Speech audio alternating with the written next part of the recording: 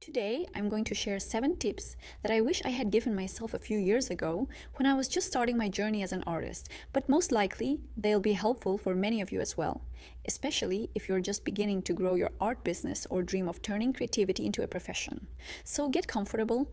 I hope this video saves you months of trial and error. Number 1. Start with the basics. Work in series.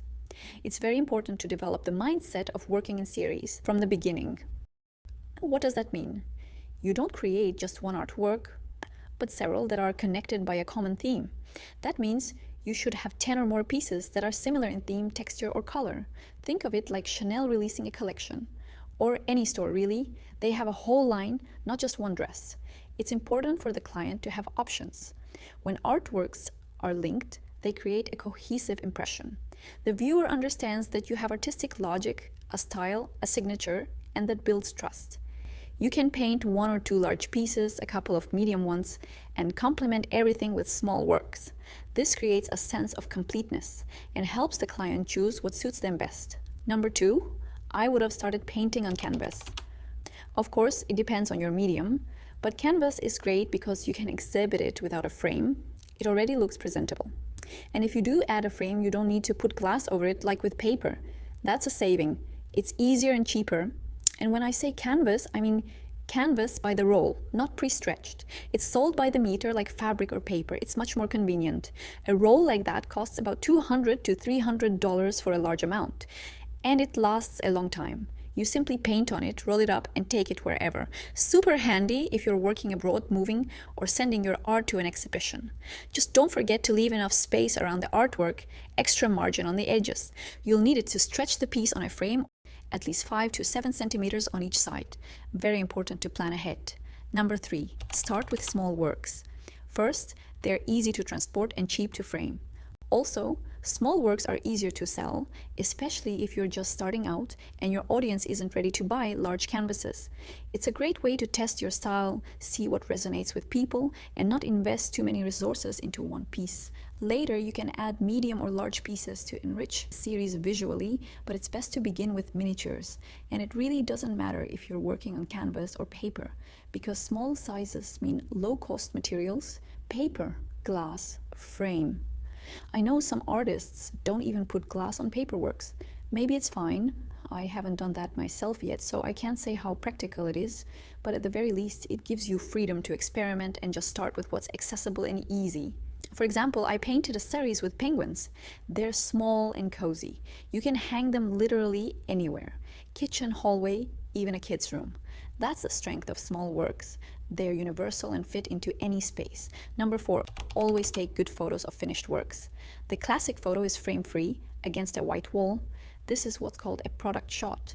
Clean light, no shadows or distortions. That's key. This is the minimum every piece should have. Don't be lazy. Maybe even hire a professional photographer to shoot details like brush strokes. It's best to invest in a pro shoot, especially if you plan to sell or make prints. Trust me, one high-quality photo shoot can serve you for years. High-res photos can be used for reproductions, prints, posters. If you shoot them well from the start, they become a foundation for passive income. Number 5, always use quality materials. Otherwise, your reputation handling your artwork will suffer. Believe me, a client won't care that you couldn't afford good paint at the time. They'll just see that the piece faded or cracked after a year, and they won't buy again.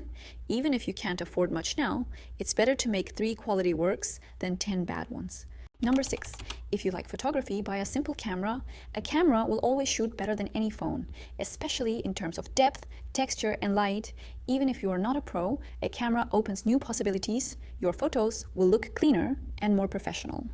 I, for example, have a professional camera. I don't use it as often as I'd like, but I'll be honest.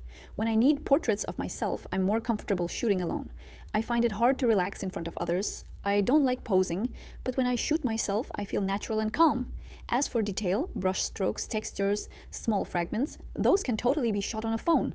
Especially if it's just for Instagram, no need to chase ultra high quality. But think ahead.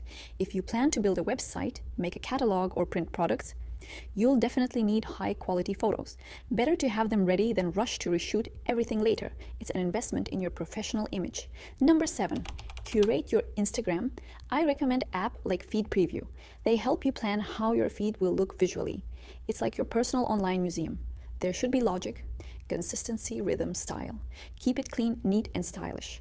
Personally, I delayed this step, but I plan to work with an SMM specialist to bring my profile into a cohesive style. Because here's the truth, even if a collector, curator, or gallery discovers you tomorrow and checks your profile, if it looks unprofessional, chaotic, or messy, that first impression can ruin everything. Same with advertising. Many artists make the mistake of running ads without preparing their page. When new people come to you, they'll notice the weak spots first. Poor photos, messy feed, no structure. So ideally, your Instagram should be ready before you try to attract attention. It's your online portfolio. People should visit and immediately feel this is a serious artist. I hope my advice was helpful. And if you'd like to add something, share your experience, or maybe you learned something new, please feel free to comment below.